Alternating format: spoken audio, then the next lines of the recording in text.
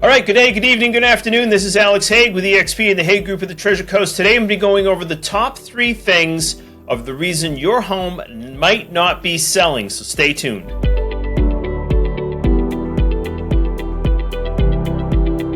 All right, so I'm going to go over the 3 things. So the market has changed down here. In most areas, we are actually still in a seller's market. If you'd like to watch any of the market updates I've done, or more specifically, if you're curious about what your house is worth within each of these markets, reach out to us because that's going to go into the 3rd reason that your house might not be selling. Let's dig into the number 1 reason your property might not be selling. And this is all of these are going to relate into the 3rd reason, but the first is curb appeal. So if people are driving up to your house and there's long grass, there's stuff sticking out of the gutters, there's all these kind of things, and these are things that you probably already know, but these are things that you can take care of. These are things that did not have to happen a year and a half, 2 years ago. You didn't have to spruce a house up. You didn't really have to do anything because the low inventory was what was selling properties. But now the inventory is starting to move up. It's in most areas not even in a neutral market,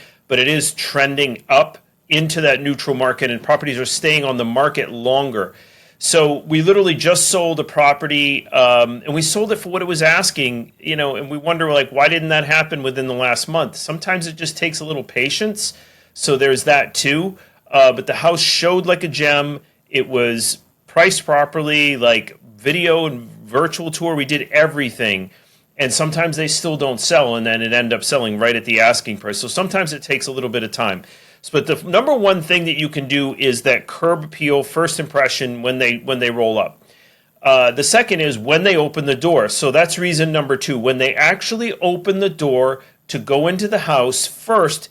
Now, you might have some pets. You might have something that has an odor in the house that you might not be aware of. So sometimes you can get a neighbor or a friend or a loved one or someone you trust, even your agent, say, hey, be honest with me. How does the house kind of feel when you first go in? And that has to do with sight, sound, smell, all of that. How does that feel? Does it look clean?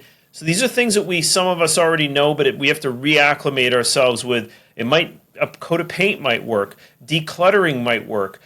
So first coming up, that curb appeal, and then when they get in, kind of the same thing. The 3rd thing is that the house, this has to do with marketing. So when we sit down and we do our marketing plan, there's 3 things that need to happen. Curb appeal, and then, the interior of the home, and then the last one, which is us, which is the marketing.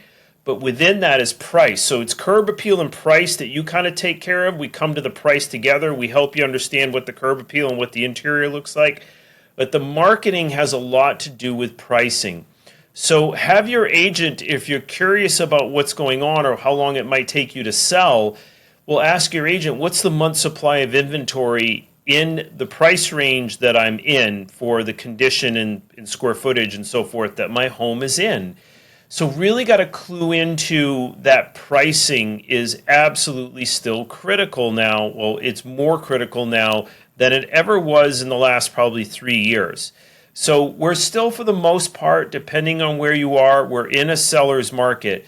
But that doesn't mean that your property is going to sell in a day. It doesn't mean your property is going to sell in a week. We do get people multiple offers and above asking price in a lot of instances because we're getting that curb appeal taken care of. We're getting the inside of the house uncluttered and kind of looking good. We're not coming in and saying, hey, spend thousands of dollars on painting or anything like that.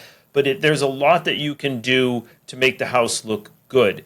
And then the last one that we help you with is pricing. So if your agent, whoever you're with, really look at readjust yourself to maybe what's going on with the market. You might have tried that higher price. Well, getting it down into that right price range is really going to help. So I hope those 3 reasons were helpful to you on what it is that might be going on with helping you sell your home. And if you found this valuable, please reach out. Smoke signal, text, call. We'd love to help you out if you're considering selling your house, or maybe you had it on the market before and you're thinking about putting it back on and you want to make sure that it does sell in the right amount of time. So this is Alex Haigh, and we'll see you on the next one.